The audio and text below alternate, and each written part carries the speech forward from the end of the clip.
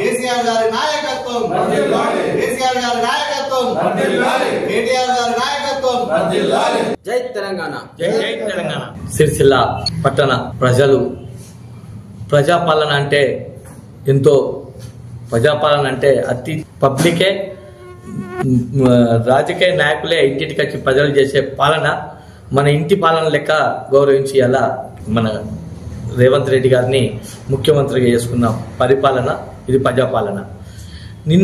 మొన్నటి రోజున చూస్తుంటే మొన్న నెల కింద సిరిసిల్ల పట్టణంలో ఇందిరమ్మ ఇండ్లు అని చెప్పి ప్రవేశపెట్టిన వ్యక్తులకు మన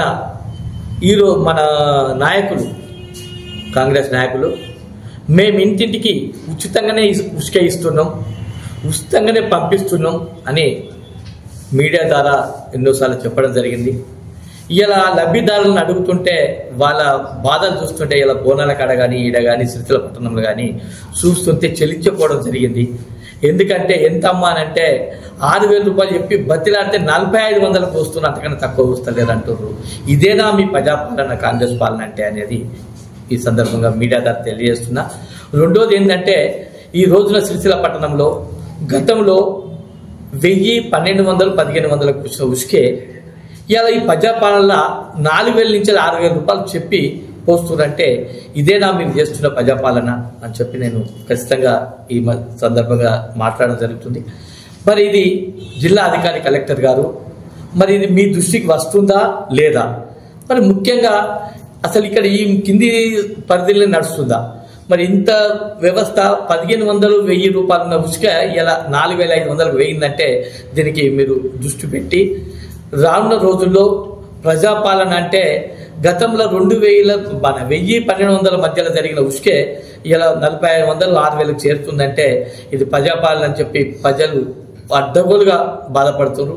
కట్టుకునే పరిస్థితిలో లేరు ఈ ఇందిరా మిల్లు సుతా అని చెప్పి ఈ సందర్భంగా హెచ్చరించడం జరుగుతుంది.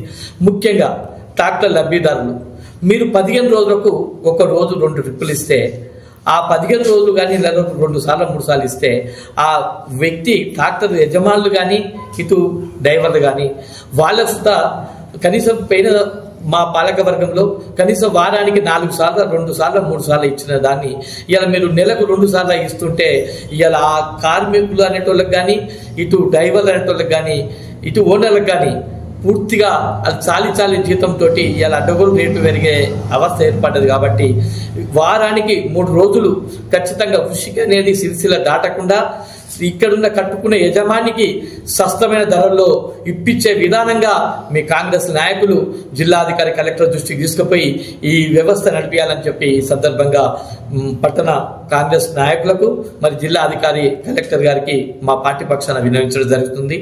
రెండోది, నిన్న మొన్న మేము మా కేటీఆర్ గౌరవ మాజీ మంత్రివర్యులు మనకు ప్రజల సమక్షంలో డబుల్ బెడ్రూమ్లు ఇండ్లు తీయాలనే ఒక సమక్షంతో ఏ ఒక్క చిన్న వ్యక్తికి తావీయకుండా మీడియా ద్వారా, ఎంఆర్ఓ ద్వారా, ఆర్టీఓ ద్వారా, కమిషనర్ ద్వారా ఇలా 1,900 ఇండ్లు సెలక్షన్ చేసుకోవడం జరిగింది.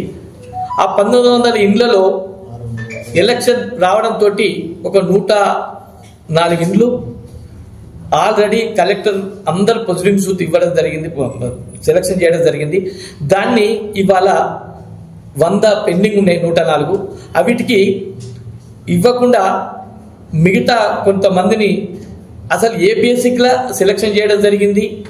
అసలు మేము చేసింది ఎట్లా అంటే నిస్వార్థంగా ఖచ్చితంగా డ్రా తీసి కంప్యూటర్ ద్వారా చేయడం జరిగింది. మరి అక్కడ లబ్ధిదారులు కొంతమంది 102 మంది ఉండగా వాళ్ళకి ఇవ్వకుండా ఇక ఇతరులను పేర్లతోటి చెప్పి కాంగ్రెస్ నాయకులు పేర్లు ఇచ్చినాయే ఇవాళ 266 మందికి ఇస్తున్నట్టు మాకు తెలిసింది. మేమేమంటున్నామంటే ఆ 266 మందికి మేము ఇవ్వద్దని మేము అంటలేము. ఎందుకంటే ఇంకా లబ్ధిదారులు 800 మంది ఉన్నారు కాబట్టి ఆ 266 మందికి ఇచ్చుకుంటూ గత పాలక వర్గం కలెక్టర్, ఏ కలెక్టర్ అయినా ఒక కలెక్టరే, ఆ కలెక్టర్ సెలక్షన్ చేసినవి 104 ఉన్నాయి కాబట్టి ఆ 104 లబ్ధిదారులకు ఇచ్చుకుంటూ మళ్ళీ 266 ఇవ్వాలని చెప్పి మా బీఆర్ఎస్ పార్టీ పక్షాన మేము జిల్లా కలెక్టర్ గారికి విన్నవించడం జరుగుతుంది.